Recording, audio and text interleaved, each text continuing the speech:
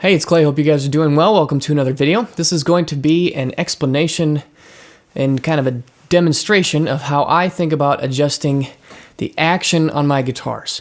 And what I'm talking about is the action really has to do with the way the strings interact with the neck and the body to create, the distance between the fretboard and the strings, and just overall how comfortable the guitar is to play. So understanding how a lot of these variables interact, we're talking about things like the truss rod and the saddles, and how to adjust them, how to think about all of them is a really important part of getting your guitar to play really good. I'm of the personal belief that almost every guitar player should have at least a basic understanding of a lot of these kind of principles. Taking your guitar to a tech for a setup is always a good choice if you want to do that, but to be able to do at least a little bit of it on your own is a really useful skill. So I'm going to go into some of that, and hopefully you guys can learn a little bit about it. So let's go ahead and dive right in and get started. All right, in an effort to explain how some of these variables work so you can understand what to do, I've created a little setup here, kind of a mock diagram. We've got our guitar neck. Imagine there's a body over here. I've got a bridge right there, and this black coil of wire is going to be like our string. And what I want to show you is kind of what I identify as the major variables in play here as to how you can tweak your action to get a better setup. So I look at it and I see that there are 3 and possibly 4 major variables that you have to deal with when it comes to setting your action. Depending on what type of guitar you'll have 3 or 4. So the first one is going to be over here. It's going to be the nut. Now, the height of the strings in the nut should be kind of a fixed variable. It's not something that you should mess with frequently. You should get your nut set up the first time, get it cut accurately and correctly so that the depth, relative to the fretboard is correct. So make sure that is correct. Don't make any assumptions that it is or is not correct, but that's the place to start. I would say most guitars that you buy from the factory at least have a functioning, a medium level quality nut. But taking it to a tech to get a nice, very accurate nut slot is a really good thing to do. So that's kind of step 1, and that changes the height here at the headstock, up and down. So we're talking about the depth of the height. And usually we're talking, at adjusting this is only going to be a couple of millimeters, but it will have an effect, and if it's cut improperly, it's going to cause problems. So start there and make sure that's done correctly. Next, we've got the neck itself, which is really governed by the truss rod. Now, in this guitar, the truss rod adjustment is right up here at the headstock. There are other bolt-ons that have it down here at the heel, or maybe on the side of the heel. So wherever you have it, the truss rod is a metal rod that is inserted into the neck. In the neck wood, there's a little channel cut out, and then underneath this fretboard is where it sits. And what happens is, as you tighten it, it will cause tension, and it will force the neck to bend. So if this is fixed, and if you tighten it, it's actually going to pull the neck this direction. So tightening will cause the neck to bow this way, which I would call a concave bow. If you loosen the neck, now it depends a little bit on what type of truss rod you have, but a traditional kind of one-way type of truss rod will only release tension. But when you put strings on, these guys, they're going to pull the neck this way, this direction, and they're going to try to cause the neck to bow this way, which I would call a concave bow. And the strings actually provide a tremendous amount of force, maybe 100 or a couple hundred pounds of overall force pulling in this direction. So the truss rod serves to counteract and pull it in this direction. Now, setting or adjusting the truss rod, a couple of thoughts that I have. First of all, I like to loosen the strings so that they're not tight. And the idea there is that if the strings are tight, they're pulling this way with maybe a couple hundred pounds of force, and then you're actually trying to tighten it and pull this way, and it's just going to make the process a lot more difficult. So I like to loosen or slack the strings as I adjust the truss rod. Then second, I like to do it where you adjust the truss rod very slowly and gradually over a series of time. So what I mean by that is, let's say I want to tighten it a little bit. I'll maybe only tighten it a quarter turn. And then I'll string the guitar up again, and I'll play it, and I'll take some measurements and see where things are at. And if I'm still not happy, then maybe I'll do it again. And it can be kind of a pain because you got to go back and forth and slack the strings and then tighten it and then get back up again. But ultimately, I found that making large adjustments to the truss rod can be very difficult and difficult to get a precise fit or finish, and also just can be dangerous because the truss rod is not something that adjusts very obviously all the time. You know, you can sit here and crank on this thing and it might not do a lot, and then all of a sudden it'll kind of creak and like, holy cows, you're way over tight. You know, we're dealing with wood here and we want to be kind of gentle on it. So I recommend kind of slowly, or maybe over the course of a day or a couple hours at least, do several slow adjustments where you creep up on the final fit or finish. So what is the final fit or finish? Well, with the strings pulling on the neck, and you know what, like I said, it might take a couple hours or maybe even a day for the string tension to really settle in, counterbalancing with the tension of the truss rod, counterbalancing it.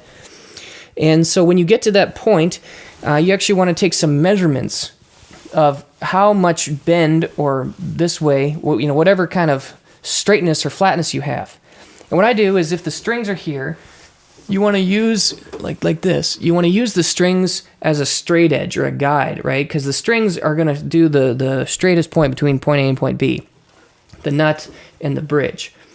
And relative to that, you want to see, and I'll actually take the neck and I'll sight down the neck kind of like this, kind of like what I'm trying to show you here.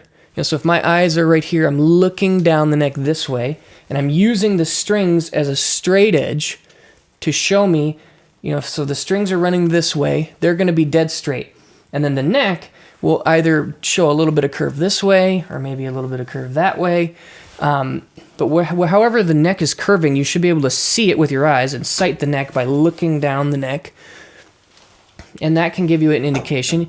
It also is nice to take a little bit of a measurement, and what I usually do there is I'll press down on like the low E string here, but like the first or second fret, you know, press the string down, and then I'll also press the string down up here at like the, you know, the 15th fret or so, you know, so you've got a lot of distance there, and then you want to measure halfway in between, the distance between the string and the fret.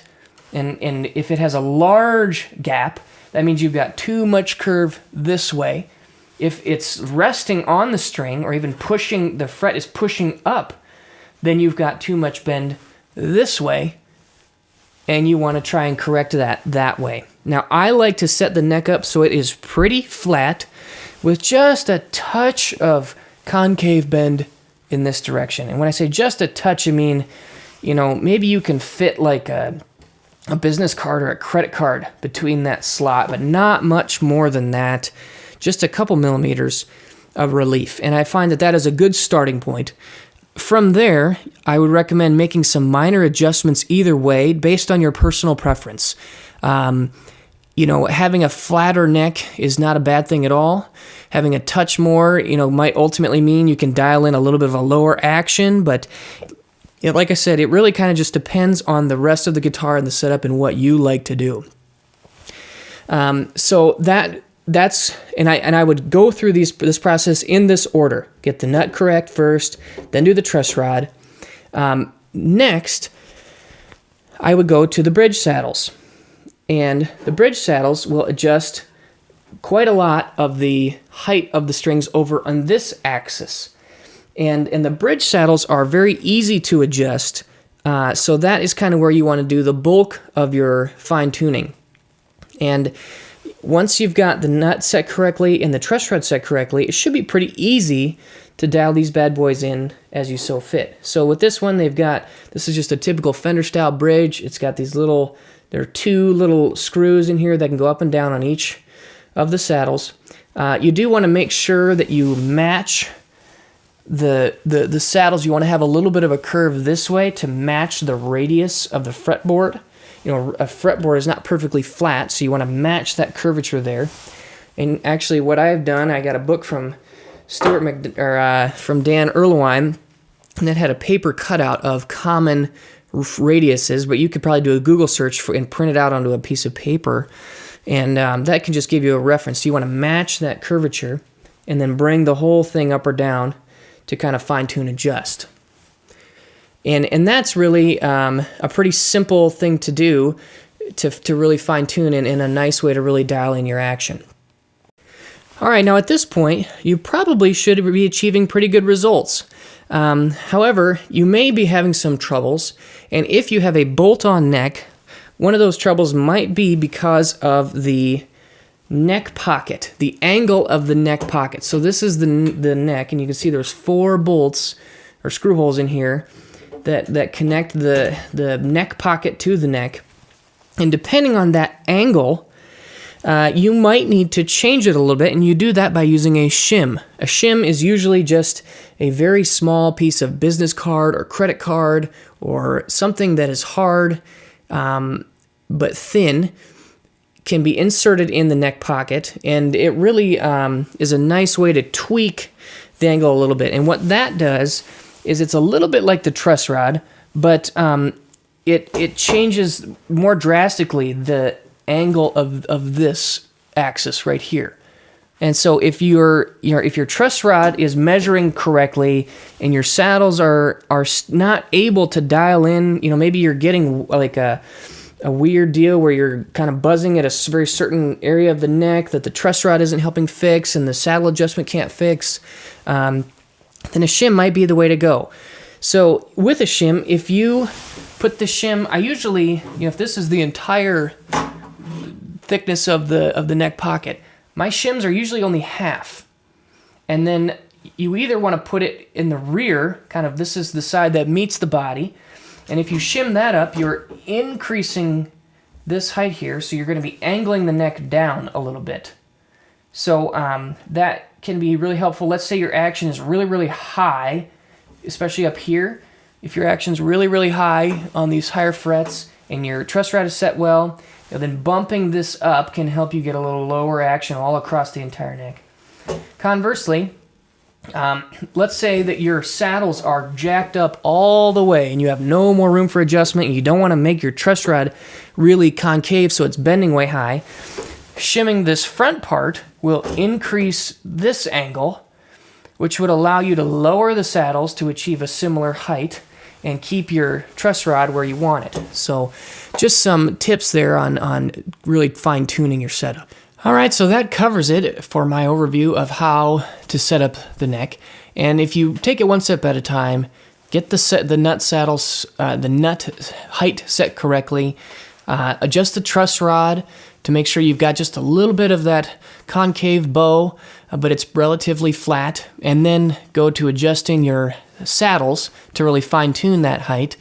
And then, if you're still having problems, take a look at possibly doing a shim if you have a bolt-on neck. I really think that you should be able to get a really great action.